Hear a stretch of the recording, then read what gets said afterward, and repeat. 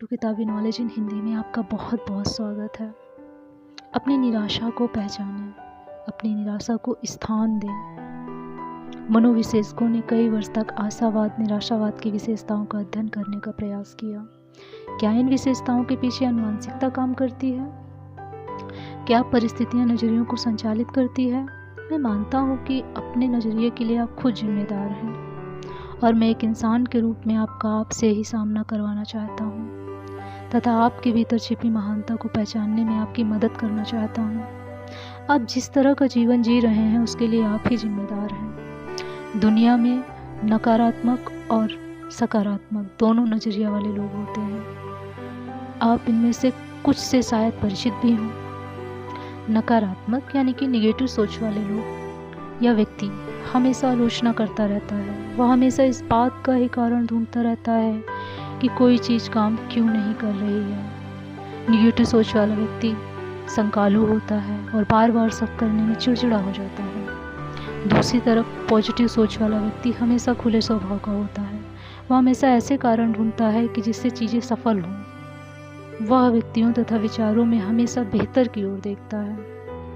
व्यवहारवादी मनोविशेषज्ञ नज़रियों पर वातावरण के प्रभाव का अध्ययन करना चाहते थे।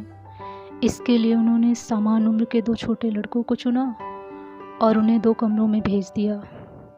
साधारण से निर्देश यह थे कि कमरे में जाओ और खेलो। 1 घंटे बाद हम वापस आकर तुम्हारा परीक्षण करेंगे। बिली एक ऐसे कमरे में गया जहां एक लड़के को पसंद आने लायक सारे खिलौने और गेम रखे हुए थे। यहाँ ट्रक, सिपाही, रोलर स्केट्स, वीडियो गेम्स आदि सभी उसकी उम्र और लिंग को ध्यान में रखकर जुटाए गए थे। जॉनी दूसरे कमरे में गया और उसने इसे घोड़े की लीद से भरा पाया। 1 घंटे बाद शोधकर्ता वापस लौटे और उन्होंने कमरे के दरवाजे खोले। वे बीच फर्श पर खिलौने के बीच पसरे जोर जोर से रो रहे विली को देखकर हैरान रह गए। उन्होंने पूछा, क्यों विली, क्या हो गया? वह चिल्लाया, ट्रक का एक पहिया टूट गया। मैं यह नहीं जान पाया कि खेल कैसे खेलते हैं और मुझे रोलर स्केटर से नफरत है। यहाँ कुछ भी मज़ेदार नहीं है। कमरे में मौजूद हर खिलौने में कोई न कोई खराबी है। इसके बाद वे दूसरे कमरे में गए जहाँ जॉनी बेकार सामान के बीच बंद था। दरवाज़ा खोला और उन्होंने देखा कि खुशहाल लड़का अपने आसपास सामान फैलाए बैठा था। जॉनी, तुम क्या कर रहे हो? मैं एक बॉल बना रहा हूँ जिसके बारे में आपने बताया था, पर घोड़े की लीस से भरे इस कमरे में तुम यह कैसे कर सके? ब्रावो, यह बेहद मज़ेदार है। मैंने इस सब से पता लगा लिया कि यहाँ कहीं ना कहीं एक पोनी घोड़ा है। कई बार इस हास्यास्पद रेखांकन को इस्तेमाल करने के बाद मुझे इसके समान परिस्थिति का अनुभव हुआ। मिशिगन के रॉकफोर्ड में मेरी पत्नी सूजन और मेरा एक रैंच है।